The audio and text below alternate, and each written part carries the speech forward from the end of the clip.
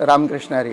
आषाढी कार्तिकी विसरू नका मज सांगत असे गुज पांडुरंग. या नायानं प्रतिवर्षी होणाऱ्या आषाढी वारीमध्ये आपण सर्व वारकरी संप्रदाय सामील होतो आणि ह्या संपूर्ण वारकरी संप्रदायाच्या माध्यमातून यावर्षी आषाढी वारीमध्ये एक उपक्रम राबवण्यात येतोय, वारी समाज परिवर्तनाची.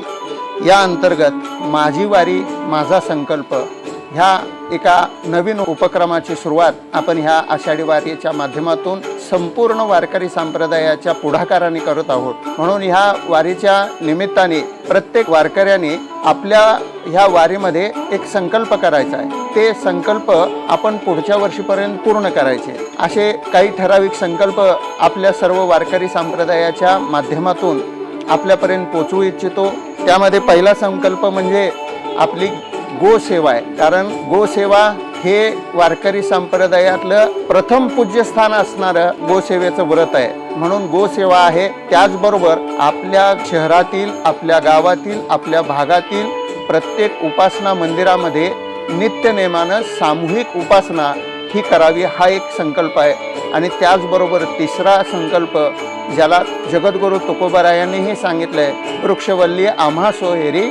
या न्यायाने प्रत्येक आपल्या परिसरातल्या प्रत्येक गावामध्ये आपण वृक्षाची लागवड करायची आहे, तीही देशी वृक्षाची लागवड करायची आहे. अशा प्रकारे आपण ह्या वारीच्या माध्यमातून ह्या संकल्पाची सुरुवात करत आहोत.